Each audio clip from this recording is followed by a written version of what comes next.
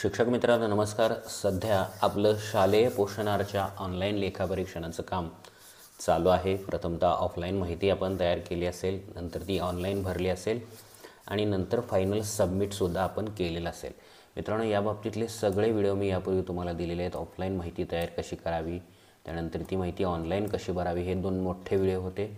त्यानंतर काही 2 छोटे व्हिडिओ दिले. कोरोना कालावधीतील ताटांची संख्या कशी काढायची, मायनस तांदूळ आला तर काय करायचं, तांदूळ वितरणाची माहिती कशी लिहायची आणि शेवटचा हा व्हिडिओ होता फायनल सबमिट कसे करायचे. या 4ही व्हिडिओंना भरपूर प्रतिसाद तुम्ही दिलेला आहे. जवळजवळ भरपूर व्ह्यूज त्याला झालेले आहेत. पण आज आपण आणखीन एका महत्त्वाच्या टॉपिकवर या बाबतीतल्याच माहिती घेणार आहोत. ती म्हणजे आपण फायनल सबमिट केलं, पण फायनल सबमिट केल्यानंतर आपली शाळा रिजेक्ट झाली आहे का हे आपण पाहिलं पाहिजे. आणि आपली शाळा जर रिजेक्ट झाली असेल तर ती कोणत्या कारणाने रिजेक्ट झाली ते कारण आपण पाहायचं आहे आणि ते कारण दूर करून पुनश्च एकदा आपली शाळा फायनल सबमिट करायची आहे. तर आज आपण पाहणार आहोत की आपली शाळा रिजेक्ट झाली आहे का ते कसं पाहायचं आणि कोणत्या कारणाने रिजेक्ट झाली ते कसं पाहायचं आणि ते कारण दूर करून पुनश्च सबमिट कसं करायचं ते पाहणार आहोत. चला तर त्यासाठी जाऊया क्रोम ब्राउझरमध्ये. इथं नेहमीप्रमाणे मी त्या वेबसाईटला टाईप करत आहे block.mahimdm2-scgc.co.in या वेबसाईटवर आपण जातो आहे. इथं गेल्यानंतर नेहमीप्रमाणे तालुक्याचा UDIS, तालुक्याचा पासवर्ड आणि लॉग इन. आता लॉग इन झालेला होता आपण आणि लॉग इन झाल्याबरोबरच पहिल्याच पेजवर आपल्याला ती माहिती मिळणार आहे आपली शाळा रिजेक्ट आहे की नाही.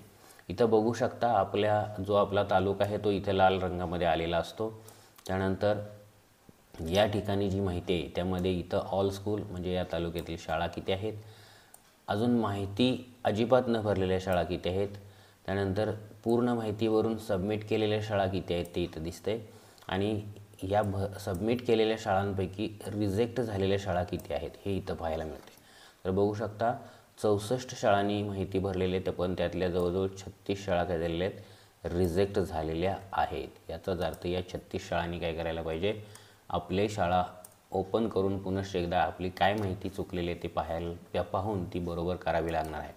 तर मित्रांनो, आता हे कारण कसं शोधायचं, कोणत्या कारणाने ही शाळा रिजेक्ट झाली आणि यामध्ये आपली शाळा आहे का हे कसं शोधायचं ते बघूया. त्यासाठी काय करायचं आहे बघा, या 36 किंवा रिजेक्ट स्कूलचा जो अंक आहे, आकडा जो आहे त्याच्यावर आपल्याला क्लिक करायचं आहे.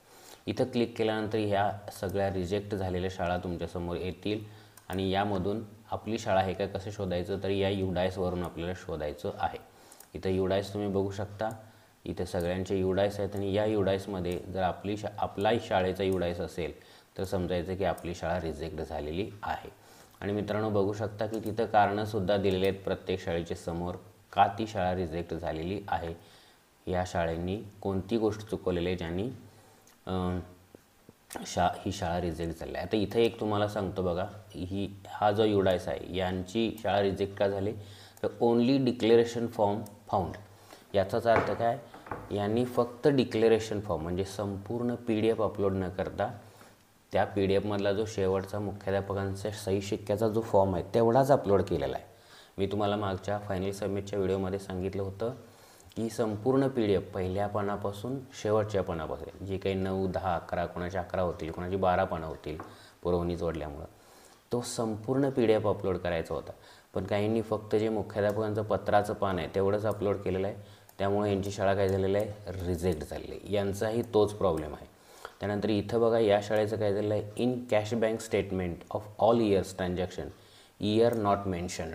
बघा मित्रांनो, त्यामध्ये आपण जेव्हा कॅशबुकचं ट्रान्झॅक्शन लिहितो तेव्हा दिनांक टाकतो, त्यानंतर तिथं एक वर्षाचा कॉलम आहे, ही रक्कम कोणत्या वर्षातले, इयर 2023-24 असं काय तर तिथं लिहायचं आहे, 21-22 या वर्षातले आहे. तुम्ही कोणत्याही वर्षाची माहिती नोंदवताना ती त्याच वर्षातली असेल किंवा मागील वर्षातली असेल तर तो इयर इथं मेन्शन करायचा होता, तो काहींनी केलेला नाही.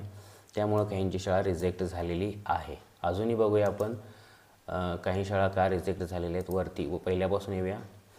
तर हे मी सगळे कारण आता वाचत बसणार नाही. आता इथं सुद्धा बघा, इन मॅन्युअल फायनान्शियल इयर 2022-23 आणि 23-24 payment side year not mentioned. Payment साईडच्या इयरला म्हणजे जमाच्या वर्षाला त्यांनी वर्ष नोंदवलेलं नाही. हे काय म्हणते, no of working days not entered and wrong IFSC code not entered in grant recognition table. म्हणजे इथं बघा, इथं भरपूर कारणं आहेत. त्यांची 3 कारणं आहेत. कामाचे दिवस नोंदवलेले नाहीत, त्याचबरोबर IFSC कोड यांचा चुकलेला आहे आणि ग्रँट रिकन्सिलेशन म्हणजे शासन खाती भरणा जो टेबल आहे, टेबल नंबर मला वाटते कदाचित 11 असेल, तो यांनी पूर्ण केलेला नाही. तर मित्रांनो, हे असे सगळी कारणं आहेत. हे तुम्ही वाचायचे. आधी तुमचा युडायस आहे का शोधायचा आहे. समजा हा युडायस तुमचा आहे, पहिला हा युडायस तुमचा आहे, तर समजायचं की ही माझी शाळा रिजेक्ट झालेली आहे आणि तर मला कारणं कोणती दिली आहेत ती वाचायची.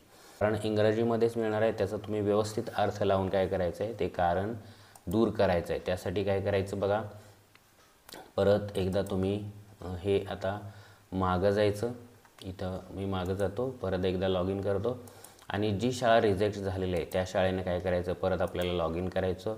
लॉग इन करून प्रोसीड करायचं आणि ज्या ठिकाणी तुमचं चुकलेलं आहे कारणानुसार, ते कारण आधी तुम्ही लिहून घ्या किंवा त्याचा फोटो काढून घ्या, स्क्रीनशॉट, आणि मग तिथं जाऊन काय करायचं, ती चूक दुरुस्त करायची आहे आणि पुनश्च एकदा फायनल सबमिट करायचं आहे. त्यासाठी तुम्हाला परत ती PDF अपलोड करावी लागली तर परत अपलोड करावी लागणार आहे. तर मित्रांनो, या पद्धतीनं रिजेक्ट झालेल्या शाळा तुम्ही शोधा.